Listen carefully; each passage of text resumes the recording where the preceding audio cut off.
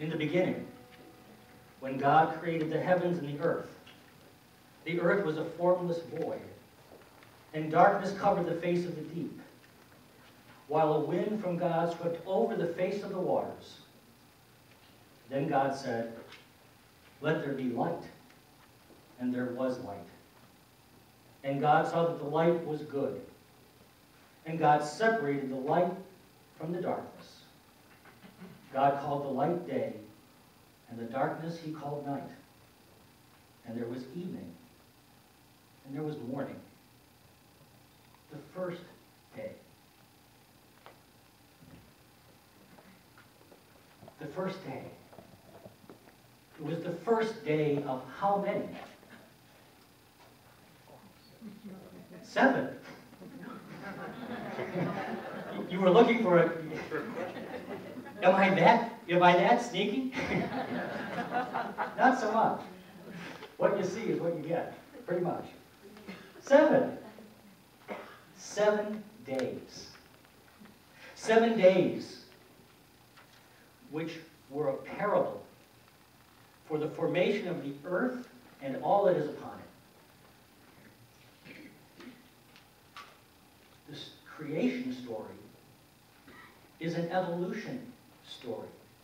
This biblical account is the story of evolution in 7 identifiable stages. And it took time. It took time. One step followed another in the formation of the earth and all life upon it.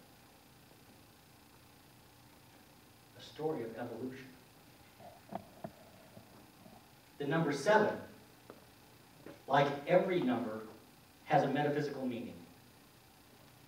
The metaphysical meaning of 7 is completion in the manifest realm, in the physical realm. And it shows up a lot. How many have heard of the Dance of the 7 Veils? Hands? It is often referred to as the Dance of the 7 Veils of Solomon. In the New Testament book of Matthew, there's a story about John the Baptist. He was the guy who baptized Jesus. And he had been arrested by King Herod Antipas. Why was he arrested?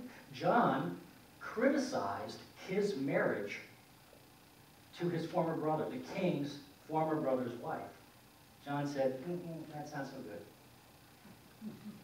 So the king jailed him. However, the king was not about to harm John because he was afraid of the masses. The people regarded John as a prophet. But King Herod had a birthday coming.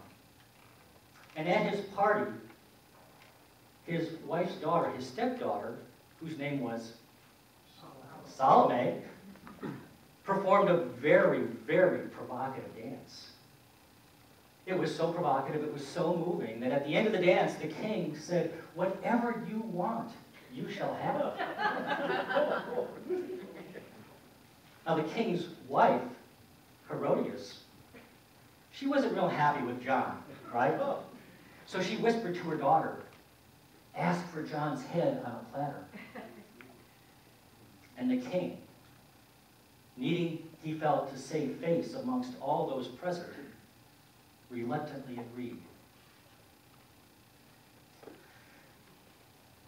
He saved his face, but not John's.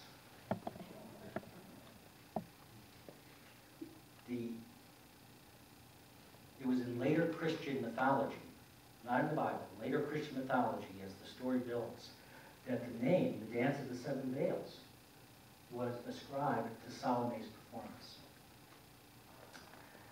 Now, this dance has shown up in all kinds of literature, novels, plays, movies. And my favorite of the ones I know of comes in Tom Robbins' acclaimed novel, Skinny Legs and All. It's an amazing book. If you want an amazing, a mind-blowing book, pick up any Tom Robbins book, but this one is one of my favorite.